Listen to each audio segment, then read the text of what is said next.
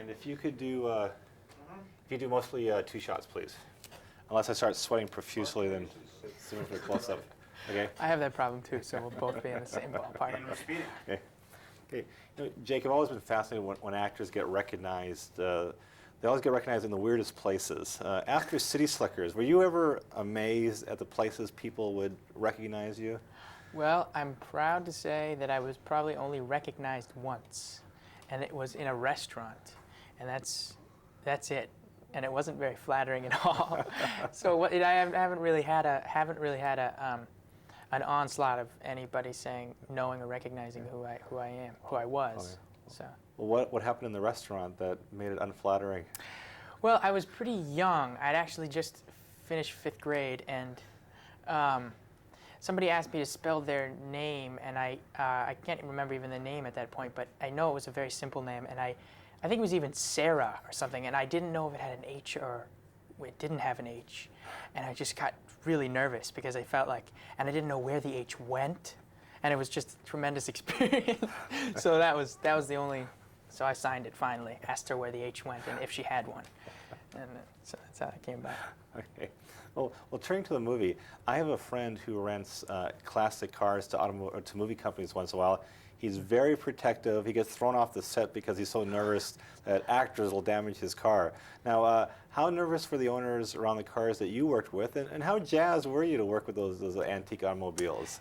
Incredible. I think they're all, seeing those, it's interesting because in contrast to where we were shooting, which was, the backwoods of Tennessee, and then seeing these sort of beautiful old cars that you could only really picture on a city street, sitting in the mud, it's a wonderful juxtaposition of like the two areas. But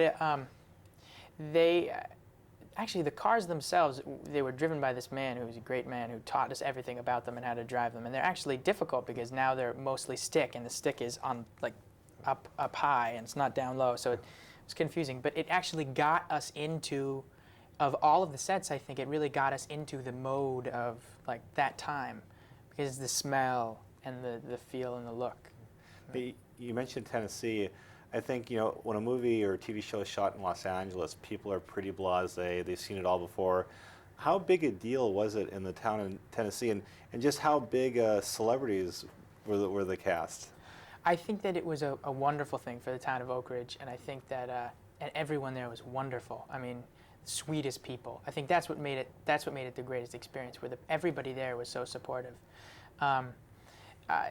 I think that it's very different when you're dealing with a small town and when you're dealing with a big town, but every human being is still the same. I think the hype around it doesn't change that much.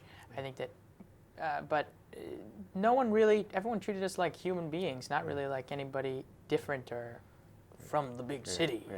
Well, so. What were some of the better perks? Did you ever have people coming up to you and saying, "Here, Jake, would you like a pie?"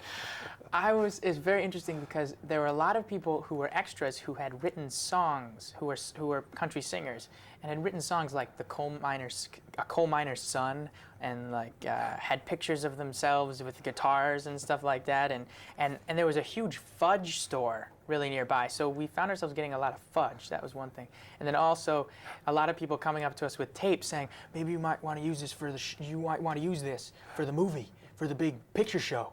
And so, and I obviously have nothing to do, and I would take it and give it to the producers because I have no control over it anyway. But those were sort of the things that happened.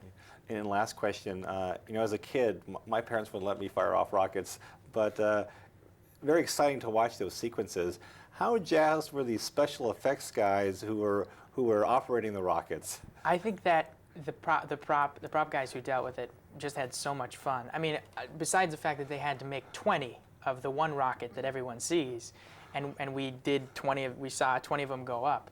I think and also having help from Homer, who put all of his passion into it again. It was like he was back in the groove of when this was actually going on. I think that we had a lot of fun with them. A lot of fun. It was the rockets especially were a huge highlight.